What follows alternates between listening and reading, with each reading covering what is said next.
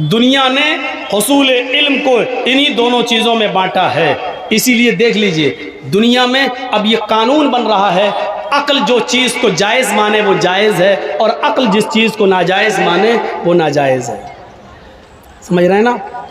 America के अंदर एक कानून पास हुआ, बरतानिया के अंदर बाकायदा तालियां बजीं वहाँ की असेंबली में, वहाँ के कोर्ट में, वहाँ के पार्लियामेंट के अंदर, और ये बिल पास किया गया बरतानिया के अंदर, इंग्लैंड के अंदर, हम जिन्स परस्ती जायज़ है। हम जिन्स परस्ती यानी लड़कों का लड़कों के साथ निकाह करना और लड़कियों का लड़कियों के साथ शादी करना, इस बिल को पास किया गया और इस बिल को बरतानिया में तालियों के साथ इसको पास किया गया। अल्हम्दुलिल्लाह नहमदुहु व नस्तईनुहु व नस्तगफिरुह व नऊज़ु बिल्लाहि मिन शुरूरि अनफुसिना व मिन सय्यिआति अअमालिना मन यहदिहिल्लाहु फला मुज़िल्ल लहु व मन युज़लिल्हु फला हादिय लहु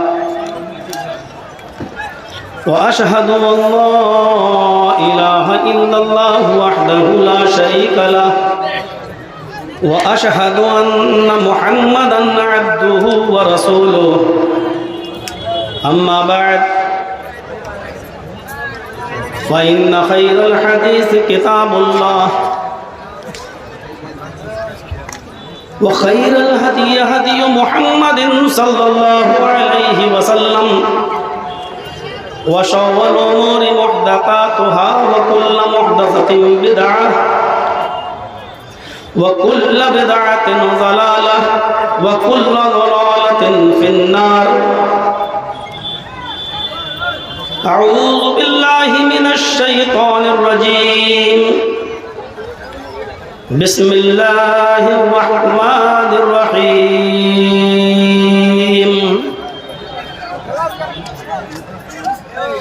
शरअ लकुम मिनद्दीनि मा वस्सा बिही नूहन वल्लज़ी औहैना इलैक व मा वस्सैना बिही इब्राहीम व मूसा व ईसा अन अक़ीमुद्दीन। रब्बि इश्रह ली सदरी व यस्सिर ली अमरी वहलुल उक़दतम मिन लिसानी यफ़क़हू क़ौली।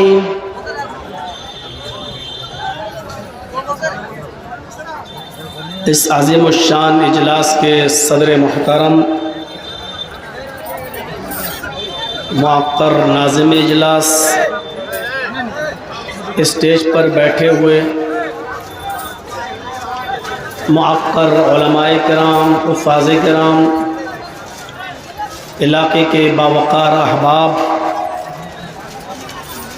खुर्द मनियन डिस्ट्रिक्ट साहिबगंज और उसके अतराफ़ व अकनाफ़ से तशरीफ़ लाए हुए मुअज़्ज़ज़ सामईन हज़रात, पर्दा नशीन इस्लामी ख़वातीन, प्यारी माँ और बहनों, 2 रोज़ा प्रोग्राम का आज ये दूसरा दिन है और आज आपका जलसा ख़त्म हो जाएगा। अब तक मुख्तलिफ़ उलमा से उनके मुख्तलिफ़ उसलूब व लहजे में मुख्तलिफ़ अनावीन पर आपने तकारीर समाअत फरमाई। अल्लाह रब्बुल आलमीन हम सब को अमल करने की तौफ़ीक़ अता फरमाए। इस वक्त हमारे मुल्क में जो रस्साकशी चल रही है, जो खींचतान चल रही है, उससे हम और आप सब वाकिफ़ हैं। एक तरीक़े से देखा जाए तो ये सारी तंजीमें इस्लाम के ख़िलाफ़ खड़ी हो चुकी हैं। अब उनको हमारे हिजाब से भी परेशानी हो रही है, हमारी आज़ानों से भी दिक्कत हो रही है, हमारी मस्जिदों से भी दिक्कत हो रही है। ये मैसेज बहुत साफ है कि हमें इस मुल्क से इस्लाम को ख़त्म करना है, और दो टोक वो ये नहीं कह पा रहे हैं कि हम इस्लाम को मिटा रहे हैं। एक तरीक़े से हमारे ऊपर प्रेशर डालने की कोशिश कर रहे हैं कि हम जैसे तुमको रखें तुमको वैसे रहना पड़ेगा। हमारी तादाद 80 करोड़ है, आपको हमारा ग़ुलाम बनकर रहना पड़ेगा। हम चाहेंगे तो आपकी मस्जिदों में लाउड स्पीकर लगेंगे, हम चाहेंगे तो आपकी मस्जिदें आबाद रहेंगी, हम चाहेंगे तो आप अजान देंगे, और हम आपकी मस्जिदों के पास से गुज़रते हुए जो भी हो सकेगा वो हम करेंगे। चाहे हमारे हाथ में तलवारें हों, बंदूकें हों, पिस्टल हो, राइफल हो, लाठी और डंडे हो, और आपकी अजान का वक्त ही क्यों ना हो, लेकिन हमारी आवाज़ें बुलंद रहेंगी। तुम्हें अपनी आवाज़ों को शांत रखना होगा। ये मैसेज देने की कोशिश की जा रही है कि इबादत तो तुम्हें करने देंगे, लेकिन तुम्हारी मर्ज़ी से नहीं बल्कि हमारी मर्ज़ी से। अजान तो हम तुम्हें देने देंगे, लेकिन तुम्हारी मर्ज़ी से नहीं, हमारी मर्ज़ी से। हम जैसे चाहेंगे वैसे तुमको आना पड़ेगा मस्जिद में, हम जैसे चाहेंगे वैसे तुम्हें अजान देना पड़ेगी, और हम जैसे चाहेंगे वैसे हम तुम्हारी मस्जिदों के पास से जो चाहेंगे कहते हुए और भड़काऊ नारे लगाते हुए गुजर जाएंगे, लेकिन तुम्हें कुछ कहने की ज़रूरत नहीं है। जबकि ये दुनिया का उसूल है।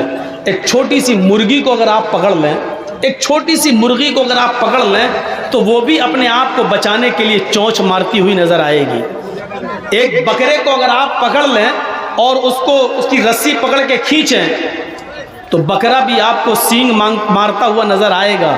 यानी ये जानवर भी अपने बचाव के लिए अपनी इस्तिताअत भर, अपनी ताकत के मुताबिक अपना बचाव करते हुए नजर आएंगे। लेकिन अगर आपने हमारे नापाक हथकंडों का जवाब एक पत्थर फेंक कर भी दे दिया तो दंगाई तुम कहलाए जाओगे, आतंकवादी तुम कहलाए जाओगे, जेलों की हवा तुम्हें खानी पड़ेगी, हमें नहीं, क्योंकि हमारे ऊपर किसी का हाथ है। इतने सालों के बाद हम आज कामयाब हुए हैं, अब तुम्हें डर कर रहना पड़ेगा।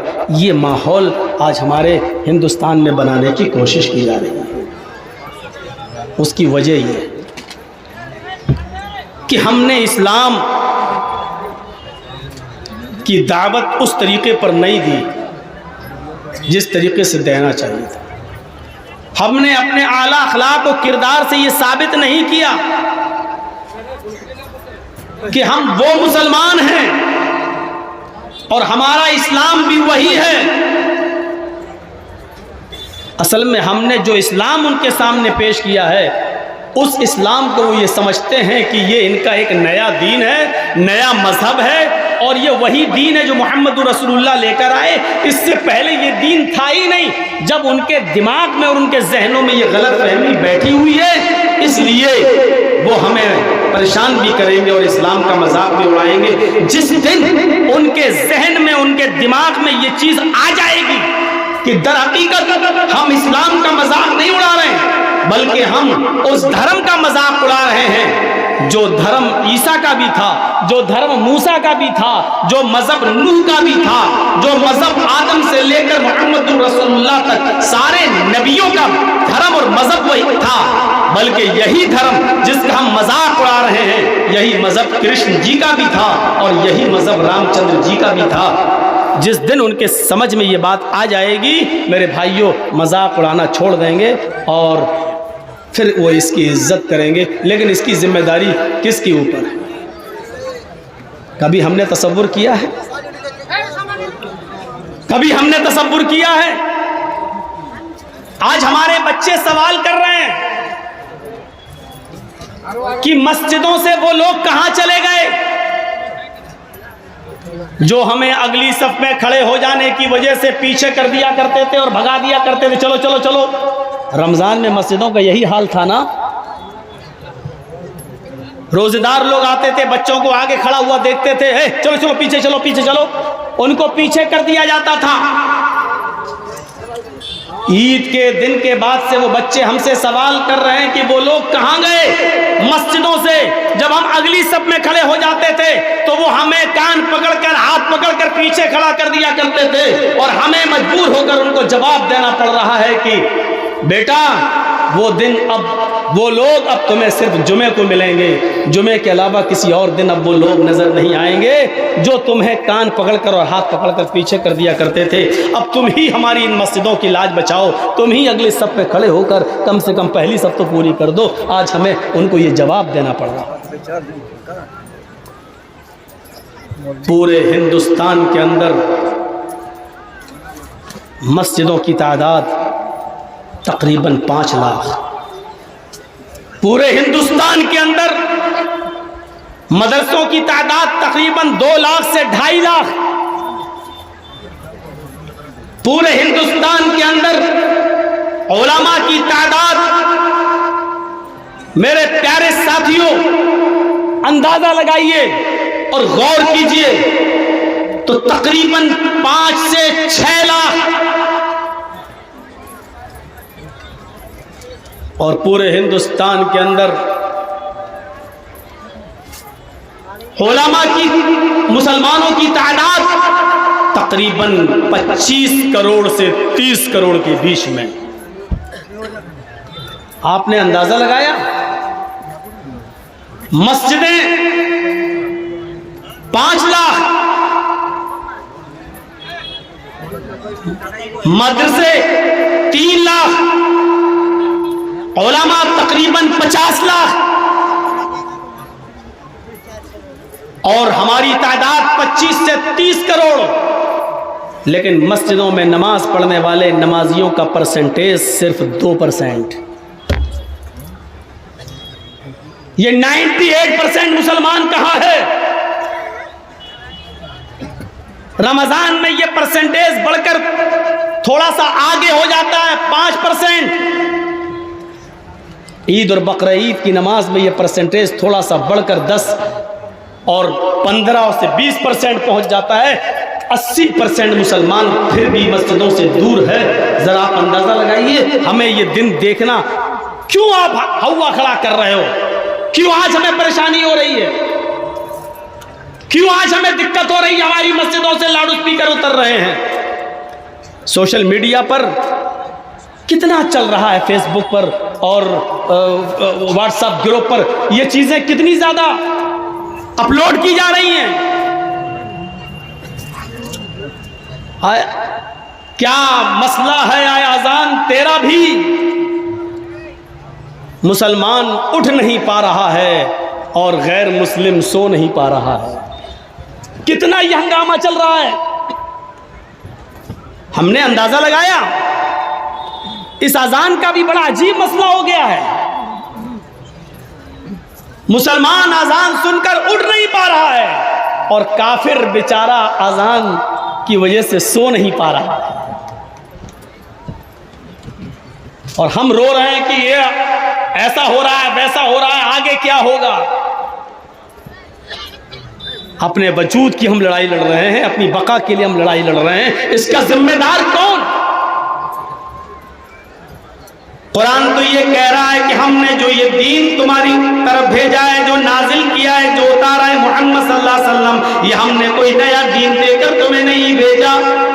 शरअ लकुम मिनद्दीनि मा वस्सा बिही नूहन वल्लज़ी औहयना इलैक व मा वस्सैना बिही इब्राहीम व मूसा व ईसा नक़ीमुद्दीन। आए मोहम्मद सल्लल्लाहु अलैहि वसल्लम, हमने जो दीन आपके ऊपर नाफिज किया है, हमने जो दीन आपके ऊपर उतारा है, हमने आपके लिए जिस दीन को मशरूअ करार दिया है, इस दीन की वसीयत, इस दीन का निफाज मैंने हजरत नूह के ऊपर भी किया था, इसी की वसीयत हमने हजरत नूह को भी की थी। मा वस्सैना बिही नूहन वल्लज़ी औहैना इलैक, जब नूह को जो हमने दीन उतारा था, यही दीन हमने उनको दिया था और उसके बारे में हमने आपको बाखबर कर दिया है।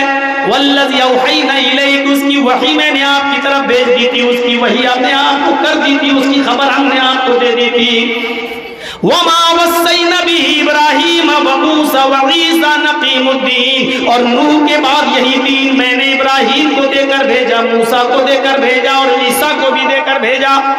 कुरान तो नहीं कह रहा है कि मोहम्मद सल्लल्लाहु अलैहि वसल्लम हम आपको कोई नया दीन देकर भेज रहे हैं। हमने अपने अमल से ये साबित करने की कोशिश की है कि इस्लाम सिर्फ हमारा मजहब है और इस पर हमारी इजारादारी है, हमारा कब्जा है और ये दीन मोहम्मद रसूलुल्लाह लेकर आए। नहीं, आज जरूरत थी इस बात की कि हम गैर मुस्लिमों को बताते कि इस दीन से तुम्हें क्यों नफरत हो रही है। ये दीन तो कृष्ण जी का है, ये दीन तो रामचंद्र जी का है, नफरत नहीं करते। उनको बताते कि आपने हमारी मस्जिदों से जिस आजान को बंद कराने की कोशिश की है, यह आजान तो आपके अल्लाह ऑपरेशन में लिखी हुई है, अस्मल्लाह मिल्लल्लाह मित्रा वरड़ो इल्लल्लाह इल्लल्लाह मित्रा वरड़ो इल्लल्लाह इल्लल्लाह मुहम्मद रसूल रकबरस अस्मल्लाह मिल्लल्लाह मित्रा वरड़ो इल्लल्लाह इल्लल्लाह। आपने बताने की कोशिश की कि यह आजान आपके मजहब के अंदर भी है, और जब आपने बताने की कोशिश नहीं की तो ये दिन हमें भुगतना पड़ेंगे और ये दिन हमें देखना पड़ेंगे। आज 98% मुसलमानों को तकलीफ हो रही, क्यों? जब हमारी मस्जिदों में 2% नमाजी आ रहे हैं तो फिर अजान हो या ना हो, फर्क किस बात का है? क्यों हमें तकलीफ हो रही है? हमने अगर अपने अमल से साबित किया होता और अपनी मस्जिदों को भरा होता। देख रहे हैं टीवी डिबेट पर गैर मुस्लिम यही तो कह रहे हैं, बीजेपी के बड़े बड़े नेता लोग डिबेट में आकर यही तो कह रहे हैं कि मुसलमान पढ़ते ही कितना नमाज हैं। ये बताइए कि मस्जिद में एक सब भी पूरी नहीं होती है। जब 10 और 15 लोग नमाज पढ़ने के लिए जाते हैं तो 10-15 लोगों के नमाज पढ़ने के लिए आप इतनी तेज आवाज चिल्लाते हैं और चीखते हैं कि उससे आप पूरी की पूरी बस्ती में की नींद में खलल कर देते हैं। आज डिबेट में ये चीजें चल रही हैं, हमारे अमली किरदार पर कीचड़ उछाला जा रहा है। हमें बताने की जरूरत ये थी कि ये दीन हमारी नमाजों के बारे में तुम उल्टा सीधा क्यों बोल रहे हो? कृष्ण जी ने भी तो 5 वक्त की नमाज पढ़ी है। श्रीमद् भागवत गीता का 6वां अध्याय का मंत्र नंबर 10 उठाकर देख लो कि पूरी की पूरी नमाज कृष्ण जी भी पढ़ते हुए नजर आ रहे हैं। ये बताने की जरूरत थी, लेकिन टीवी डिबेट पर कुछ कठमुल्ला ऐसे पहुंच जाते हैं, वो मुसलमानों के नुमाइंदगे नहीं होते हैं, मुसलमानों के रहबर नहीं होते हैं। चूंकि टीवी डिबेट में जो डिबेट में जाता है मौलवी, उसको 5000 रुपये मिलता है। मैं आपको एक बात बता दूं, डिबेट में जितने लोग आते हैं 5000 रुपये उनको मिलता है एक डिबेट का, और डिबेट में उल्टा सीधा बोलकर वो चले आते हैं जिस पर फिर मजाक होता है, और उनको उसी उल्टा सीधा बुलवाने के लिए ही कहा जाता है। अब जैसे एक मरतबा डिबेट हो रही थी, मैं गौर से देख रहा था टीवी पर, उसमें हिजाब के ऊपर डिबेट हो रही थी। तो बताइए कि औरतों को पर्दे में क्यों रख दिया गया है, क्यों 4 दीवारी के अंदर कैद कर दिया गया है? तो मौलाना साहब उसका जवाब ये दे रहे थे कि साहब इसमें आपको परेशानी क्या है? एक औरत को, एक लड़की को इख्तियार है, वो हिजाब पहन के जाए या ना पहने, दुपट्टा ओढ़ के जाए या उतार के जाए, आपको दिक्कत क्यों हो रही है?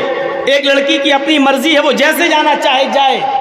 ये डिबेट में मौलाना साहब जवाब दे रहे थे, जबकि उस डिबेट में जवाब ये देना चाहिए था कि रामचंद्र के छोटे भाई लक्ष्मण ने भी सीता जी का चेहरा नहीं देखा।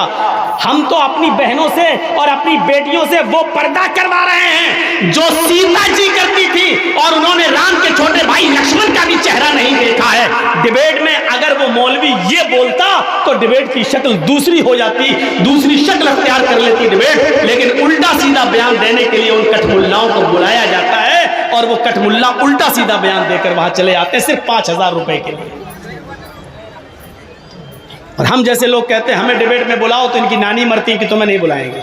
क्यों नहीं बुलाएंगे? क्योंकि तुम हमारी मर्जी के मुताबिक बोलोगे नहीं।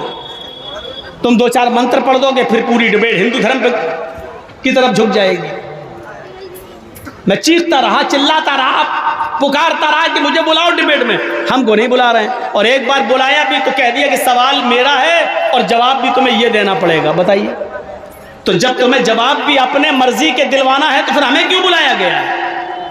तो मैंने वहीं से अंदाज़ा लगाया है कि जितने कटमुल्ला जाते हैं ये उन्हीं का जवाब देने जाते हैं, वो हमारा जवाब नहीं है, वो मुसलमानों के रहबर नहीं है। इसलिए टीवी डिबेट में इन मुल्लाओं के भाषण, इन मुल्लाओं की डिबेट देखना बंद कर दीजिए। ये इस्लाम का मजाक उड़ाने के लिए जा रहे हैं, ये हमारी रहनुमाई नहीं कर रहे हैं, उल्टा सीधा जवाब देने के लिए वहां जाते हैं।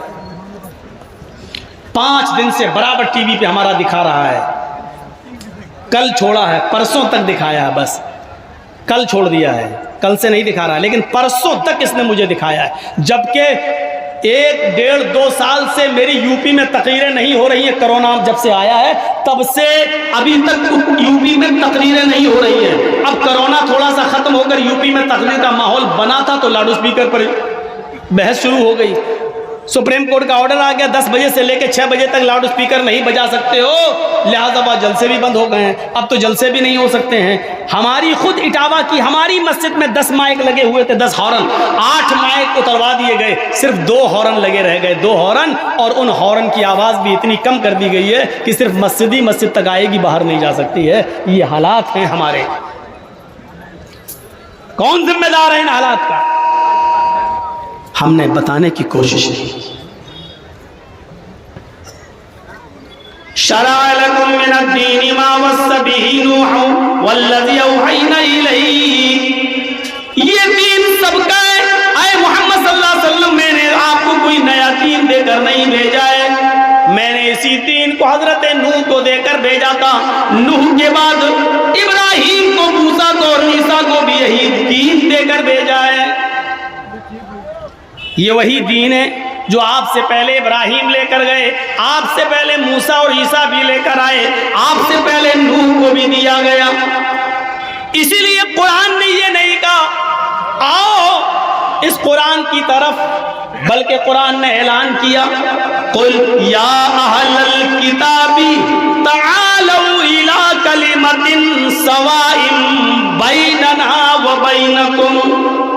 आए मोहम्मद सल्लल्लाहु अलैहि वसल्लम, आप ऐलान कर दीजिए, आए अहले किताब, आए यहूदियों, आए ईसाइयों, आए यहूदो नसारा, आए किताब वालों, आए यहूदियों, आए ईसाइयों, आओ एक ऐसे मूल मंत्र की तरफ। देखिए कुरान ने क्या कहा, आओ एक ऐसे कलमे की तरफ, तालौ इला कलिमतिन सवाइन बैनना व बैनकुम। आओ एक ऐसे कलमे की तरफ जो हमारे और तुम्हारे दरमियान बराबर है। अल्लाह ने क्या कहा, ऐ ईसाइयों आओ एक ऐसे कलमे की तरफ, ऐ यहूदियों आओ एक ऐसे कलमे की तरफ जो हमारा और तुम्हारा बराबर है। यानी वो तुम्हारा भी कलमा है और हमारा भी कलमा है। देखिए कलमे की बुनियाद पर सारे मज़ाहिब एक हैं, हर मजहब का कलमा एक ही है, ला इलाहा इल्लल्लाह। नूह का भी यही कलमा था, ला इलाहा इल्लल्लाह। मूसा का भी यही कलमा था, ला इलाहा इल्लल्लाह। ईसा का भी यही कलमा था, ला इलाहा इल्लल्लाह। कलमे के पहले जुज में कोई तब्दीली नहीं हुई, तब्दीली कलमे के दूसरे जुज में हुई, वो भी उस हिसाब से जिस कौम के अंदर जो नबी गया उसका नाम लिया गया। नूह अलैहिस्सलाम ने कलमा पढ़ा तो क्या पढ़ा, ला इलाहा इल्लल्लाह नूह रसूलुल्लाह। मूसा अलैहिस्सलाम ने कलमा पढ़ा तो क्या पढ़ा, ला इलाहा इल्लल्लाह मूसा रसूलुल्लाह। ईसा अलैहिस्सलाम ने कलमा पढ़ा तो क्या पढ़ा, ला इलाहा इल्लल्लाह ईसा रसूलुल्लाह। और मुहम्मदुर रसूलुल्लाह ने कलमा अदा किया तो क्या कहा, ला इलाहा इल्लल्लाह मुहम्मदुर रसूलुल्लाह। यानी कलमे का पहला जुज अपनी जगह पर है, पहला जुज नहीं बदला गया, दूसरा जुज नबी के हिसाब से बदलता गया, पैगंबर के हिसाब से बदलता गया। कुरान ने कहा आओ एक ऐसे मूल मंत्र की तरफ, आओ एक ऐसे कलमे की तरफ जो हमारा और तुम्हारे दरमियान बराबर है। अगर आज हमने इन लोगों को ये बताया होता कि हमारा और तुम्हारा कलमा एक ही है तो आज हमें ये दिन नहीं देखना पड़ते। हमने अपने हिसाब से दीन को चलाने की कोशिश की है।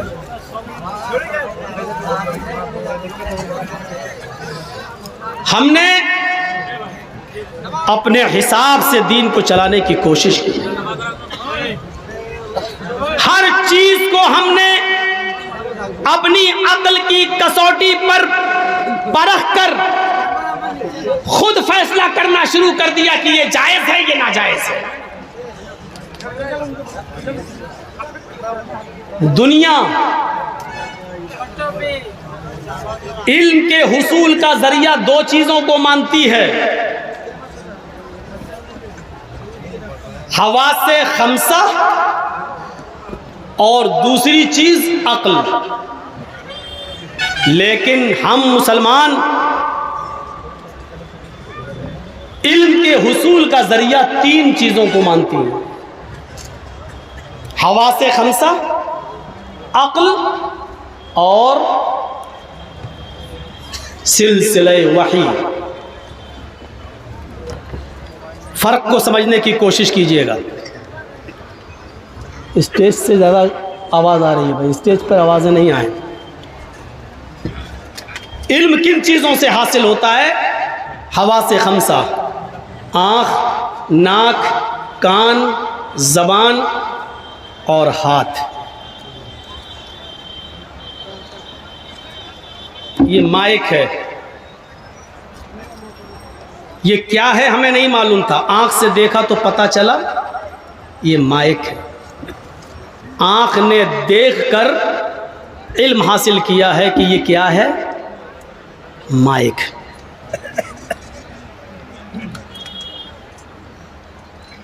कुछ चीजें आँख से भी पता नहीं चलती। ये फल बिक रहा है, ये अच्छा है या बुरा, ताज़ा है या सड़ गया है, तो आप उसको उठाएंगे और उसको सूंघ कर देखेंगे। घर में खाना जब सुबह से लेकर शाम तक रखा रहे और सुबह का खाना जब शाम को खाने की तैयारी होती है तो पहले उसको सूंघती हैं घर की औरतें कि देखें ये अभी सही है या बुस गया है, ख़राब हो गया है, तो उसको सूंघ कर देखती हैं। तो सूंघने के ज़रिए पता चल जाता है कि ये खाना अभी सही है या ख़राब हो गया है, खाने के लायक है या सड़ गया है। तो इल्म का हासिल करने का दूसरा ज़रिया क्या है? नाक। आँख से पता चल गया ये क्या चीज़ है, नाक से पता चल गया कि ये चीज़ खाने के लायक है या नहीं। एक चीज़ है हुसूल इल्म के लिए ज़रिया, कान। हमें पता नहीं ये क्या है, नहीं जानते, पहली बार देखा, किसी से पूछा कि ये क्या है, क्या हुआ, क्या दिक्कत है भाई आप लोगों को? भाई पूरे साल मैंने झारखंड छोड़ दिया है और आइंदा भी हम झारखंड आना नहीं चाह रहे हैं। क्यों हमें मजबूर कर रहे हैं आप लोग? इसीलिए हम तंग आ चुके हैं आप लोगों से। कसम खा रखी है कि हम नहीं आएंगे झारखंड, छोड़ दिया हमने, फिर भी आप लोगों को सब्र नहीं आ रहा है। सुन लीजिए, बड़ी मुश्किल से 6 साल से पीछे पड़े थे शफीक साहब, और मेरे मुंह से निकल गया अच्छा कराना है जलसा तो करा लो मई में। मुझे मालूम था कि मई में कराएंगे नहीं, बारिश का मौसम है, उन्होंने कह दिया ठीक है मई में भी करा लेंगे, तो ज़बान दे दी थी इसलिए आ गया, वरना मैं आता नहीं। मैंने छोड़ दिया है सिर्फ इन्हीं आदतों की वजह से। इस जलसे के लिए भी मुझसे कहा गया था कि हम आपको 10 बजे टाइम दे देंगे, लेकिन 1 बजे के टाइम दिया जा रहा है। हमें मालूम है कि कितनी वादा खिलाफी होती है और क्या होता है, इसलिए मैंने छोड़ दिया बिहार और झारखंड।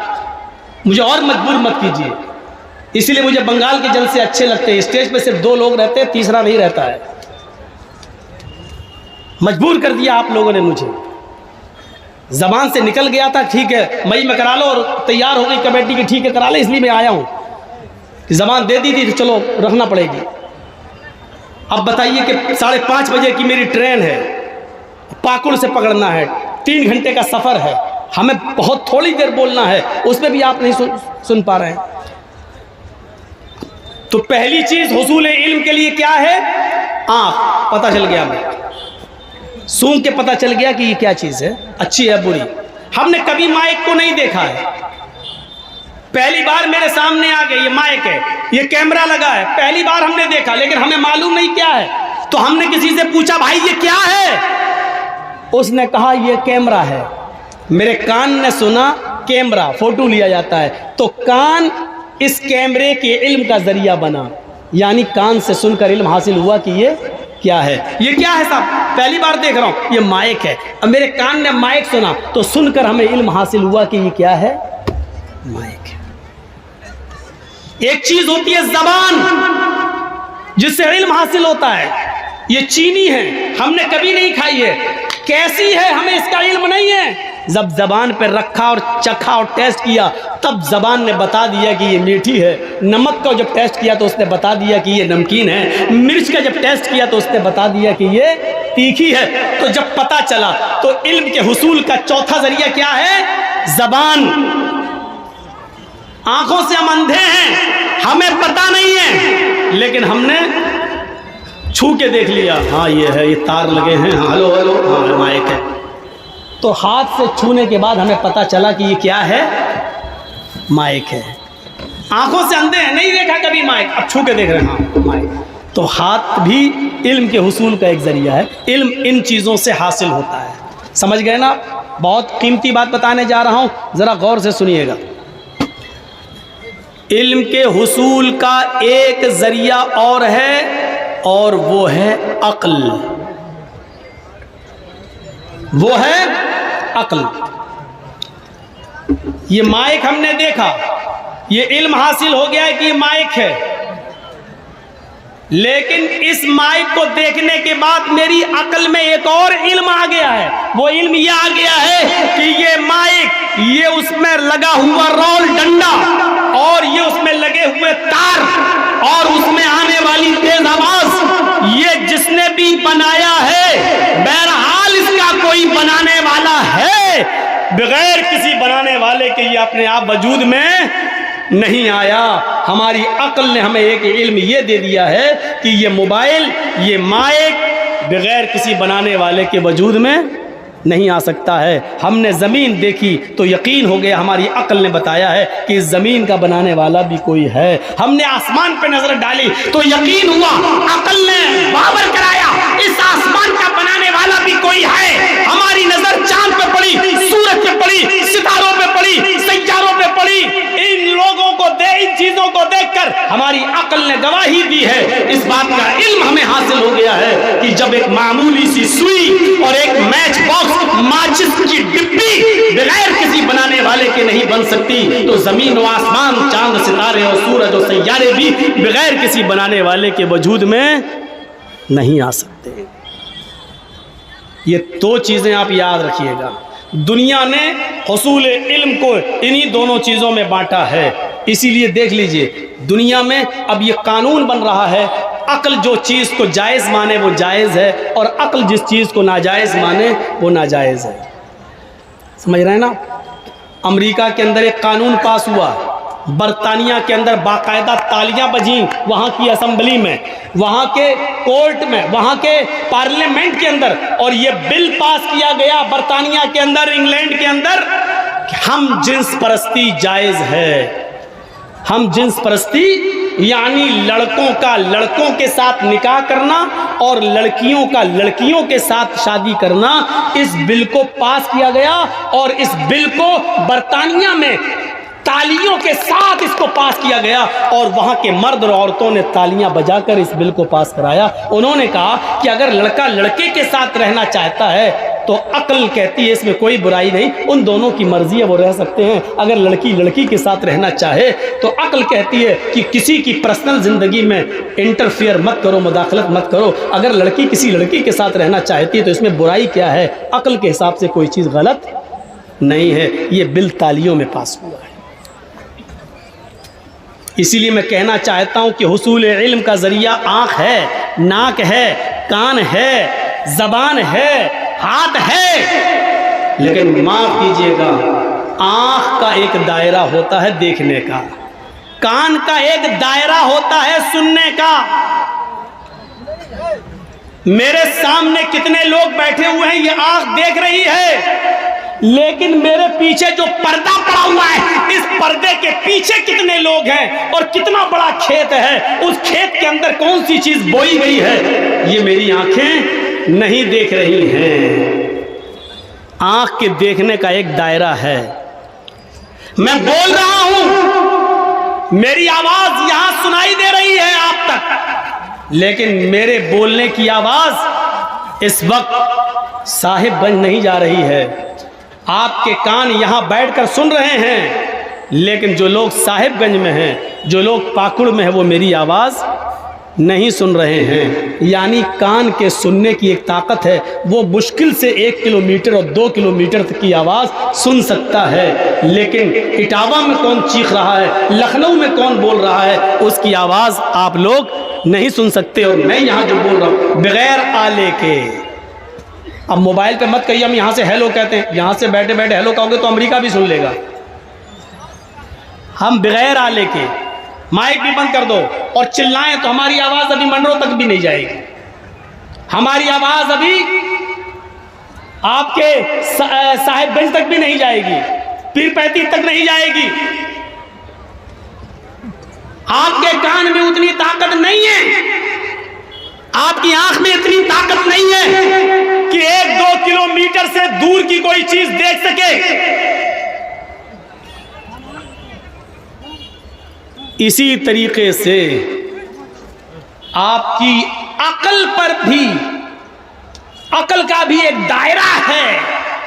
हर चीज को आप अपनी अकल से सोचेंगे, हर चीज को अगर आप अकल की कसौटी पर रखेंगे तो मेरे भाइयों जरूरी नहीं कि आपकी अकल सही जवाब दे, आपकी अकल सही जवाब दे, ये जरूरी नहीं, क्योंकि अकल का भी एक दायरा होता है। और जहां अकल सोचने का काम खत्म कर देती है, वहां इल्म के हुसूल का तीसरा जरिया है वही इलाही। कोई आदमी ये ना कहे कि यार इस्लाम ने ये हुक्म कैसे दे दिया, मेरी अकल में नहीं आ रहा है। मसलन इस्लाम का एक उसूल है, जिना लड़का और लड़की के दरमियान हुआ है, सुनिए बड़े गौर से, तो कुरान क्या कहता है, 4 गवाह पेश करो। अगर किसी ने किसी को जिना करते हुए देखा है तो 4 गवाह पेश करो। कुरान ने क्या कहा, 4 गवाह। और अगर 4 गवाह पेश नहीं कर सके तो तुम झूठे माने जाओगे, अगरचे तुमने सही देखा है लेकिन फिर भी झूठे माने जाओगे। कितने गवाह मांगे हैं कुरान ने, 4।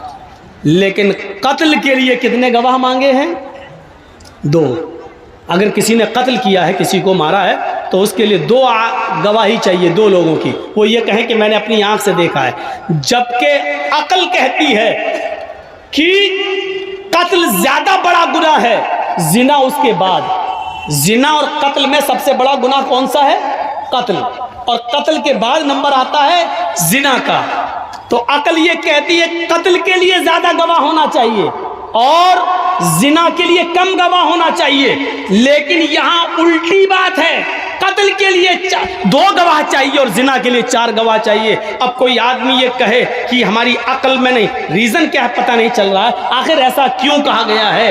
अरे जब तुम्हारी अकल ने काम करना बंद कर दिया तभी तो ये वही उतरी है, तभी तो ये बताया गया है कि 4 गवाह कत्ल के लिए चाहिए और कत्ल के लिए 2 गवाह और जिना के लिए 4 गवाह चाहिए। अब रीजन तलाश मत करो, क्योंकि तुम्हारी अकल का दायरा इतना वसी नहीं कि तुम इसको समझ सको। अल्लाह ने जो हुक्म दिया बस उस पर आमन्ना और सद्दकना कह दो। तुम अकल पर उतना जोर मत दो कि ऐसा क्यों हुआ है। आप ऐसा अगर सोच रहे हो कि ऐसा क्यों किया, ऐसा क्यों कहा कुरान ने, ऐसा क्यों कहा अल्लाह ने, तो आप समझ लो कि आप यहां से बैठे बैठे इटावा की चीज देखने की कोशिश कर रहे हो जो आपकी आंख की ताकत नहीं है। आप अपनी अकल से वो चीज सोच रहे हो जो आपके दायरे अकल में नहीं आई है। बहुत गौर से सुन लीजिए मेरी बात। अकल का भी एक दायरा होता है। हर चीज को अकल की कसौटी पर रखकर जायज और नाजायज का फतवा आप नहीं दे सकते। कितने लोग ऐसा क्यों हो गया है। हर आदमी की अकल अपने हिसाब से चल भी नहीं सकती। आप देख लीजिए जहांगीरपुरी के अंदर जुलूस निकले, फिर उसके बाद में पत्थरबाजी हुई, उसके बाद बुलडोजर चला दिए गए। अकल कहती है कि नाजायज अतिक्रमण को हटाया गया है, यह कहा गया है, मस्जिद का दरवाजा तोड़ दिया गया है, लेकिन मंदिर तक पहुंचते पहुंचते बुलडोजर रुक जाता है और क्या कहा जाता है कि सुप्रीम कोर्ट का ऑर्डर आ गया है, इसलिए मैंने नहीं तोड़ा है। यह भी अक्ल कहती है। और यह भी अक्ल कहती है कि नाजायज अतिक्रमण सिर्फ मुसलमानों की बस्तियों ही में है, क्या और दूसरी बस्तियों में, दलितों और आदिवासियों की बस्तियों में नहीं दिखाई दे रहा है? सिर्फ मुसलमानों की बस्तियों ही में क्यों अतिक्रमण हटाया जा रहा है? अक्ल ये भी कहती है अगर हर आदमी को उसकी अक्ल के मुताबिक चलने की इजाजत दे दी जाए तो माफ कीजिएगा, एक आदमी की अक्ल कुछ और कहती है और दूसरे आदमी की अक्ल कुछ और कहती है, फिर दुनिया में निजाम चल ही नहीं सकता। इसलिए दुनिया के निजाम को चलाना है तो वही इलाही के जरिए, कुरान और हदीस के उसूल के जरिए,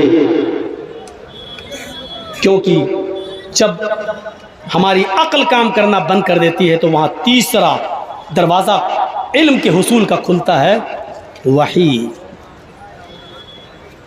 नागासाकी और हिरोशिमा, ये दो बस्तियां ऐसी हैं दुनिया में, पूरी दुनिया में अभी सिर्फ इन दो बस्तियों पर ही एटम बम बरसाए गए हैं, मालूम है ना?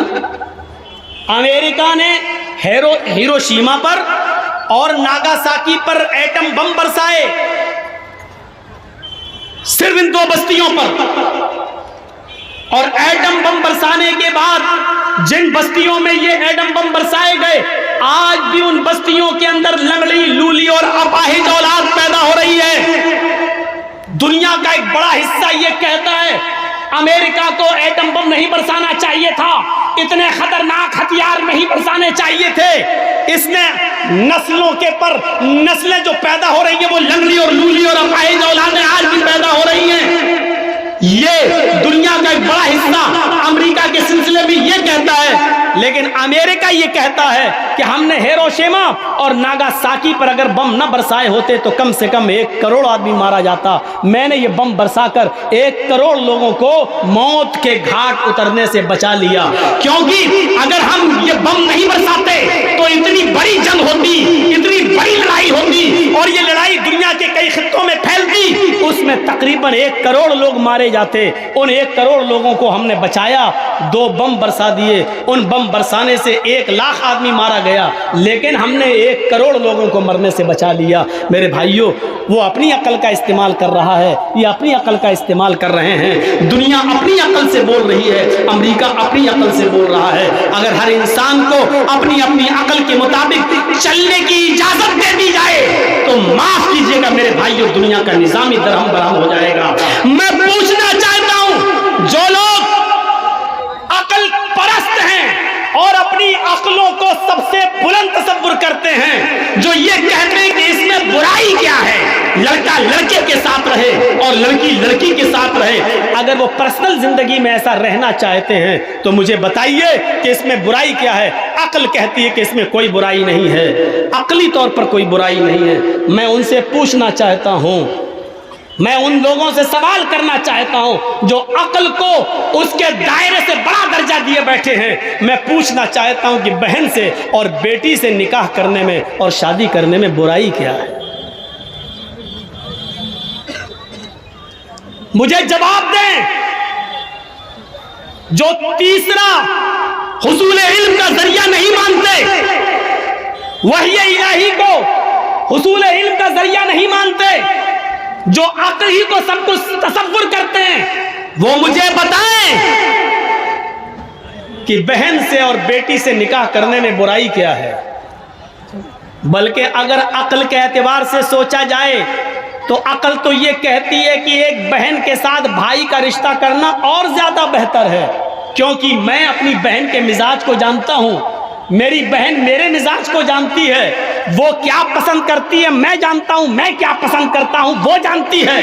वो हमें कपड़े धुलने में झिझक महसूस नहीं करती है, खाना खिलाने में और पकाने में दिक्कत महसूस नहीं करती है।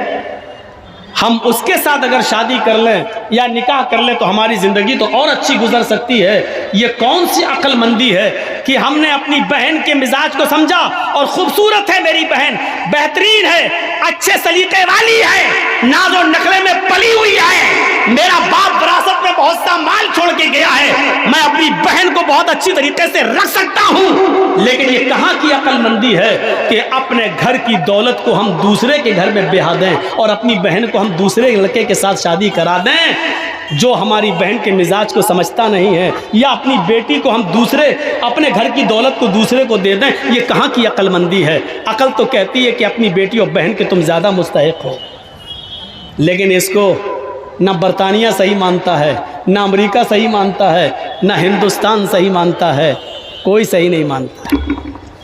क्या कहना ही नहीं, समाज इसको बर्दाश्त नहीं करेगा। ये समाजी बहुत बुराई है।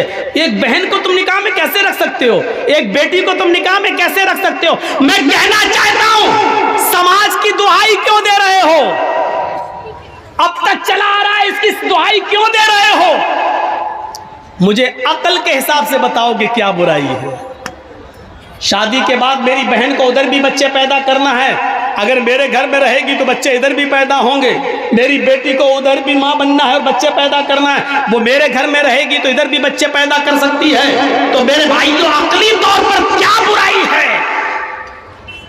मैं समझता हूं कि अकली तौर पर तो कोई बुराई नहीं है, लेकिन आप समाज की दुहाई देते हो कि ये चीज़ गलत है। एक बहन के साथ रिश्ता, आज बहन के साथ शादी करने को इसलिए बुरा समझा जाता है क्योंकि समाज इसको बुरा जानता है, समाज इसको बुरा जानता है, इसलिए हम भी बुरा जान रहे हैं। लेकिन अगर अकल के एतबार से देखा जाए तो इसमें कोई बुराई नहीं है, लेकिन हम अपनी अकल को इस्तेमाल नहीं कर सकते हैं। हमें यहाँ वही ने बताया है, हमें यहाँ जिब्राइल ने बताया है, हमें कुरान ने बताया है, हमें अल्लाह के हुक्म ने बताया है कि बहन के साथ रिश्ता करने में और बेटी के साथ रिश्ता करने में क्या बुराइयां हैं और क्या नुकसानात हैं। यहाँ हम अपनी अकल को दखल नहीं दे सकते हैं, बल्कि यहाँ इल्म के हुसूल का एक तीसरा ज़रिया है वही इलाही। अकल से उतना ही काम लो जो उसके दायरे में हो, उससे ज़्यादा काम मत लो। शरीयत के अंदर अहकाम की 3 किस्में हैं। पहली किस्म यह है नस्से कतई, जो किसी भी सूरत में बदली नहीं जा सकती है। इस्लाम जिस शक्ल में नाफिज हुआ, जो अहकाम फर्ज कर दिए गए, वो किसी भी सूरत में बदले नहीं जा सकते हैं। चाहे कयामत आ जाए, जमाना कितनी भी तरक्की कर जाए, वो अहकाम बदले नहीं जा सकते हैं। किसी भी कीमत पर वो वैसे ही रहेंगे जैसे मौजूद हैं। अहकाम की एक दूसरी किस्म है जिसमें इज्तिहाद किया जा सकता है, जिसमें इज्तिहाद किया जा सकता है। मसलन कौवा हलाल है या हराम? कुरान में कहीं नहीं आया और हदीस में कहीं नहीं आया कि कौवा हराम है। चील हराम है कि हलाल? कुरान में कहीं नहीं आया कि चील हराम है, हदीस में कहीं नहीं आया कि चील हराम है। शेर हराम है कि हलाल? कहीं नहीं आया, ना कुरान में ना हदीस में। लेकिन अल्लाह के नबी जनाब मोहम्मद रसूलुल्लाह सल्लल्लाहु अलैहि वसल्लम ने एक आम हुक्म दे दिया, जो परिंदा पंजे से पकड़कर चोंच से खाता है, जो परिंदा पंजे से पकड़कर दबाकर फिर चोंच से खाता है, वो हराम है। और जो परिंदा सिर्फ चोंच से खाता है, पंजे से नहीं दबाता और पंजे से नहीं पकड़ता है, वो हलाल है। लिहाजा पंजे से दबाने वाली चील भी है, पंजे से दबाने वाला कौवा भी है, पंजे से दबाकर खाने वाला गिद्ध भी है। इसकी रोशनी में जितने भी परिंदे आएंगे वो सारे के सारे हराम करार दिए जाएंगे। बगुला पंजे से नहीं दबाता है, हलाल है। बतख पंजे से नहीं दबाती है, सिर्फ चोंच से खाती, हलाल है। कबूतर और तीतर और बटेर सिर्फ चोंच से खाती है, पंजे से नहीं दबाती है, लिहाजा ये सब हलाल है। लिहाजा इसमें इज्तिहाद किया जा सकता है, गुंजाइश है। मेरे प्यारे साथियों, लेकिन नस्से कतई जो चीज कुरान ने पेश कर दी और जिसकी नस मौजूद है वो किसी भी कीमत पर बदली नहीं जा सकती है। मसलन कुरान करीम ने कह दिया है, मसलन कुरान करीम ने खिंजीर को, सूअर के गोश्त को हराम करार दे दिया है। सूअर के गोश्त को हराम करार दे दिया है। अब 1400 साल के बाद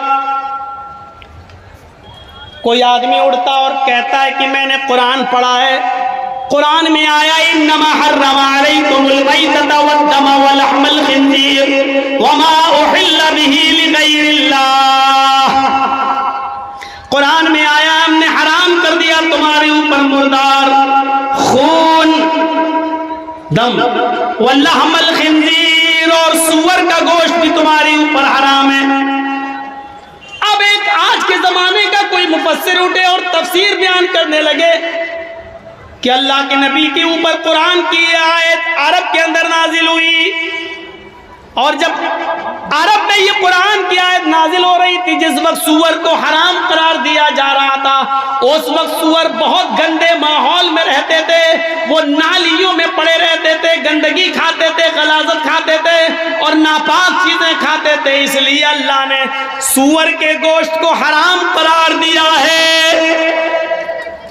अब जमाना तरक्की कर चुका है, अब सूअरों के लिए बड़े बड़े फार्म हाउस बना दिए गए हैं, जहां उनको लैट्रीन खाने से और गंदगी खाने से उनको रोक दिया गया है। उनके लिए स्पेशल दाना बना दिया गया है, वो अपने स्पेशल दाना खाकर बड़े हो रहे हैं, वो गंदी चीजें नहीं खा रहे हैं। लिहाजा अब सूअरों ने गंदी चीजें खाना छोड़ दी है। लिहाजा कुरान की आयत उस माहौल के लिए थी, इस माहौल के लिए नहीं है। लिहाजा जो जानवर गंदगी नहीं खाते, लैट्रीन नहीं खाते, नालियों में नहीं रहते और वो दाना खा रहे हैं, उनके लिए स्पेशल दाना और पाक चीज बनाई गई है। लिहाजा वो खा खा कर बड़े हो रहे हैं। तो आज के इस दौर में ऐसे सूअरों को खाना जायज है, हलाल है, वो आप खा सकते हैं। अगर आज के इस दौर में कोई मुफस्सिर एक तफसीर करने लगे और ये बयान करने लगे तो उसकी तरतीब की जाएगी, उसको भगाया जाएगा, उसको पकड़ा जाएगा, उसकी गिरफ्त की जाएगी। क्योंकि अल्लाह रब्बुल आलमीन ने ये नहीं कहा है कुरान करीम के अंदर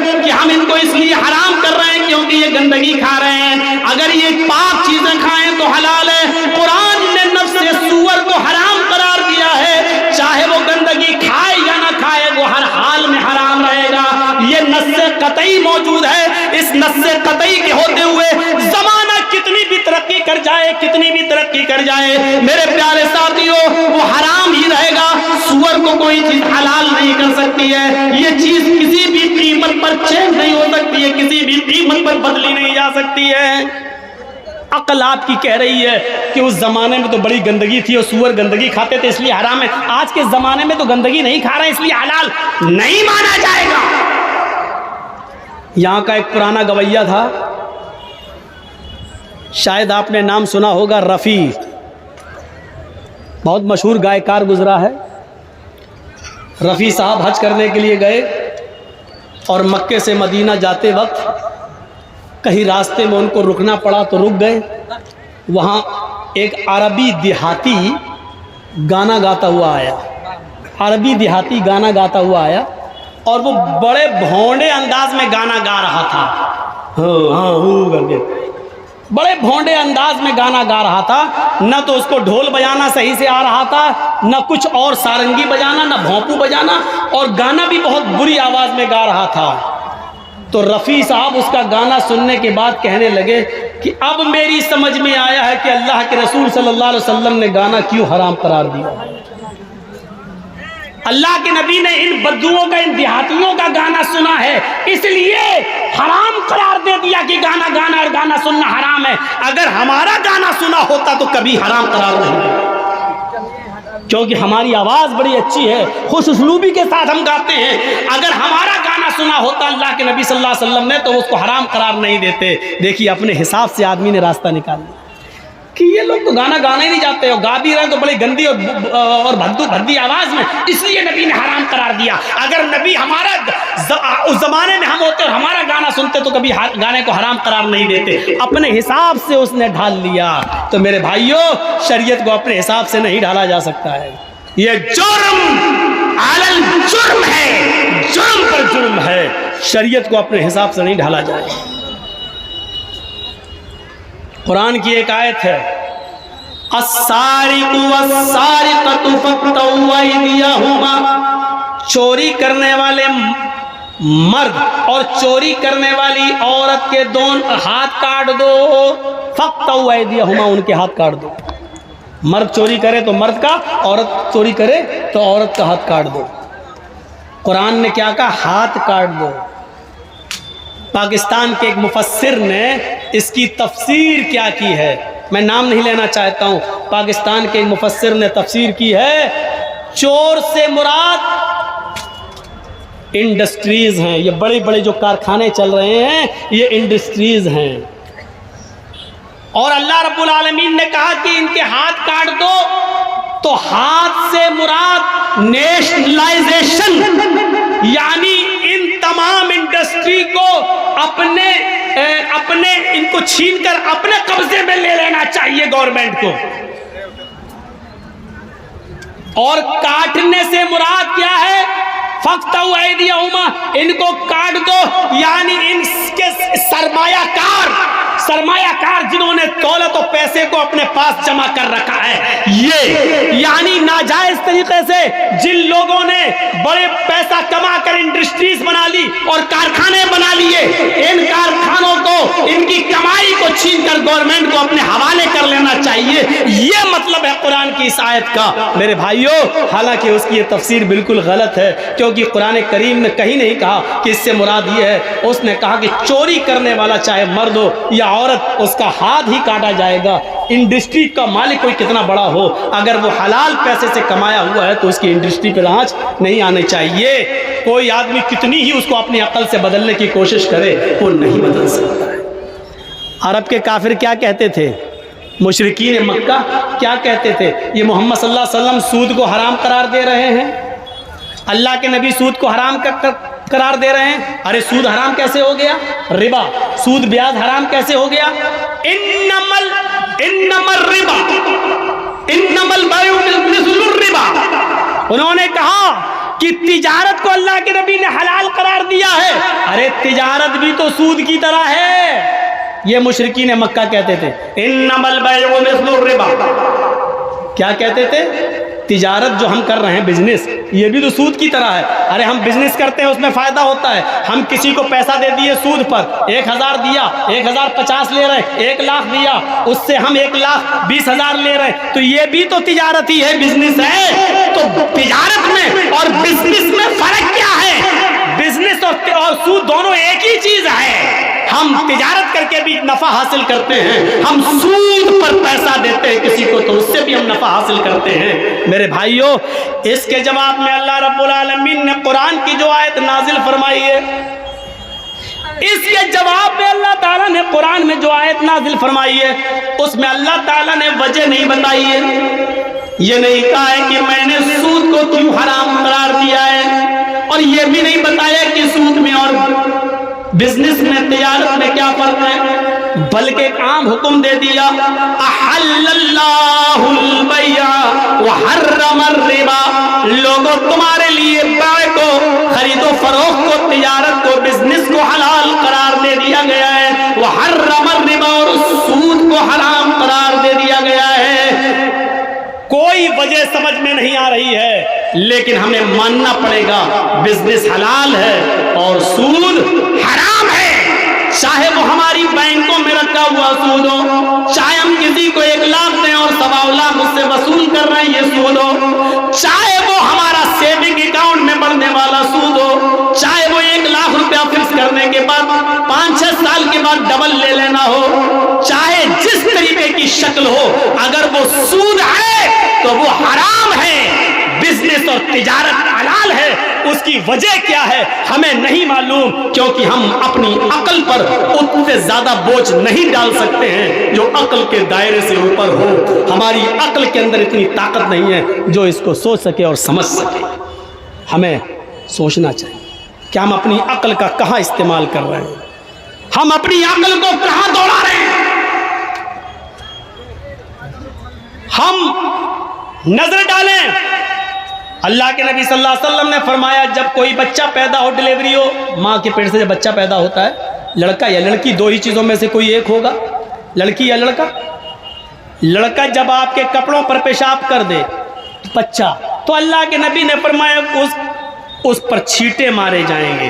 पानी लीजिए ऐसे, बस हो गया, कपड़ा पाक हो गया, या पानी हाथ में लीजिए और ऐसा छींटा मार लीजिए। बच्चा है लड़का, आप छींटा मार लें, कपड़ा पाक। लेकिन लड़की है और उसने पेशाब किया है, तो आपको, जैसे ये पेशाब किया है, तो आपको इतना हिस्सा धुलना पड़ेगा। लड़का पेशाब कर दे तो छींटा मार दो, पाक। लेकिन लड़की पेशाब कर दे तो धुलना पड़ेगा। अब आप कहें यार रीज़न समझ में नहीं आ रहा है, लड़के के पेशाब को धुला जाए और लड़की के नहीं, लड़के के पेशाब पर छींटा मारा जाए और लड़की के पेशाब को धुला जाए, रीज़न समझ में नहीं आ रहा है। आप रीज़न सोच क्यों रहे हो? जहां आपकी अकल ने काम करना बंद कर दिया, वहां पर वही चलेगी, वहां पर शरीयत चलेगी। शरीयत आई इसीलिए है जब आपकी अकल काम करना बंद कर दे। अगर अकल के अंदर इतनी ताकत होती कि वो अच्छे और बुरे का फैसला कर सकती थी, तो अल्लाह की कसम, अल्लाह रब्बुल आलमीन आसमान से कोई फरिश्ते को, जिब्राइल को वही देकर नहीं भेजता और दुनिया में कोई नबी नहीं उतारता। हर आदमी को अकल दे देता और वो अपनी अकल से सोच लेता कि गलत क्या और सही क्या है। जब हमारी अकल काम करना बंद करती है, वहाँ से वही का सिलसिला शुरू होता है और वहाँ शरीयत अपना काम करती है। रीज़न क्या है हमें नहीं मालूम। अब आजकल मेडिकल साइंस वाले बतला रहे हैं, डॉक्टर लोग, लड़की का पेशाब ज़्यादा बदबूदार होता है और उसमें कीटाणु और जरासीम बहुत ज़्यादा होते हैं, उसको साबुन से धुलना ज़रूरी है, बगैर उसके धुले हुए वो कीड़े हटते हैं। ये आज पता चल रहा है साइंस और टेक्नोलॉजी के ज़माने में, लेकिन अल्लाह के रसूल सल्लल्लाहु अलैहि वसल्लम के ज़माने में साइंस ने इतनी तरक्की नहीं की। हमें ये हुक्म मानना है, इसलिए मानना है क्योंकि जनाब मोहम्मद रसूलुल्लाह सल्लल्लाहु अलैहि वसल्लम ने यही बताया है। नमाज किसी हाल में माफ़ है नहीं। मॉब लिंचिंग भी अगर आपकी हो रही हो और कोई आदमी आपको पकड़ के बांध दे कुर्सी पर, जर्जी साहब को बांध दिया, हाथ पैर बांध दिए, डंडे पे डंडे मार रहा है, जय श्री राम बोल, जय श्री राम बोल, और इसी वक्त अजान की आवाज़ आती है अल्लाहु अकबर, अल्लाहु अकबर, ऐसी कंडीशन में भी नमाज माफ़ नहीं है। ये तो कलेजे हैं हमारे और आपके। रमज़ान ख़त्म, ऐसा लगता है जैसे किसी ने बंदूक में गोली मारी और सारी चिड़ियाँ उड़ गई। अब वो डर के मारे पेड़ पे बैठ नहीं रही हैं। तो ईद की गोली चली और रमज़ान के सारे नमाजी अब फरार हैं, सारे नमाजी। जैसे मौसम साल में एक बार फल आता फिर पूरे साल नहीं आता, वही हाल है। अब रमज़ान ही में ये मस्जिदें भरी जाएंगी, उससे पहले मस्जिदें नहीं भरी जाएंगी। इस हाल में भी नमाज माफ़ नहीं है। अगर आपको बांध दिया गया है, डंडे मारे जा रहे हैं, आपका किबला, आपका चेहरा किबले की तरफ है, अजान की आवाज आ रही है, ऐसे मौके पर आप उन मारने वालों से रिक्वेस्ट करें कि मेरे भाई मुझे इतनी देर के लिए छोड़ दो कि मैं 2 रकात नमाज अदा कर सकूं।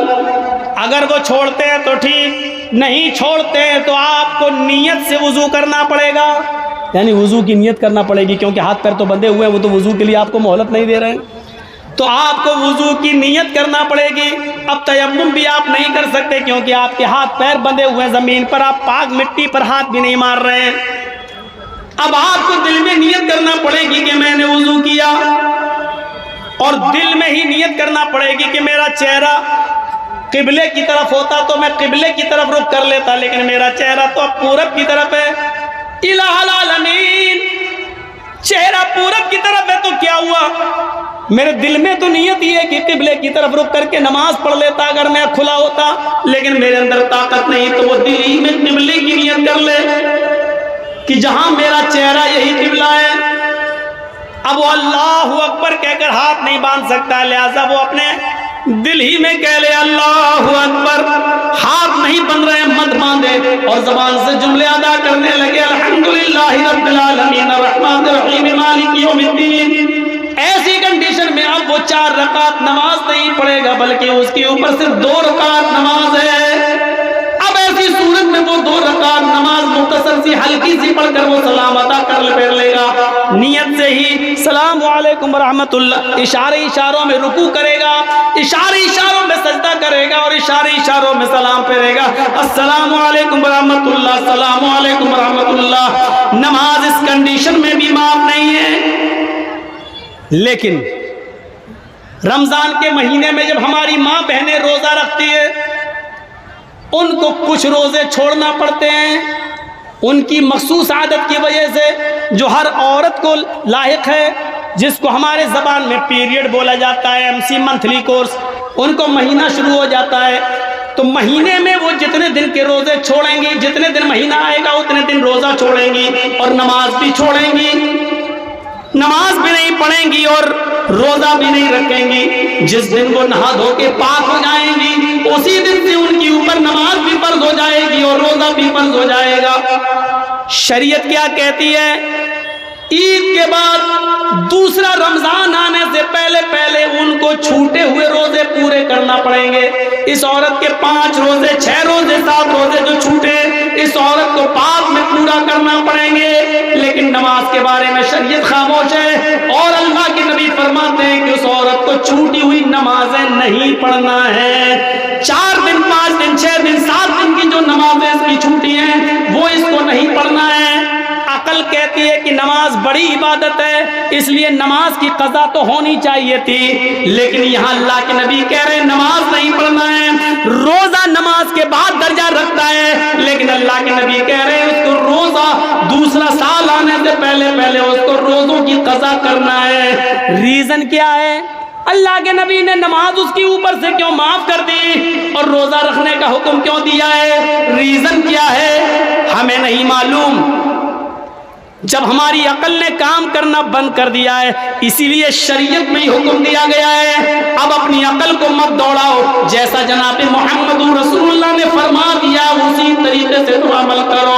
हमें नहीं मालूम कि औरतों को नमाज पढ़ने की इजाजत क्यों नहीं दी है, रोजा रखने का हुक्म क्यों दिया और नमाज क्यों माफ कर दी है।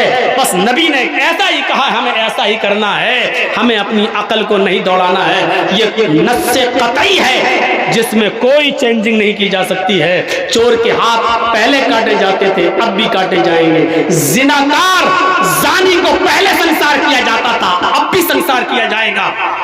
पत्थरों से मार मार के हलाक पहले किया जाता था, आज भी किया जाएगा।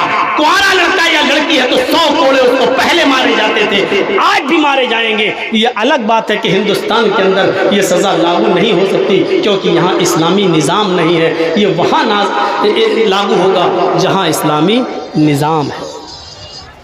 तो हमें अपनी अकल को दखल देने की ज़रूरत है।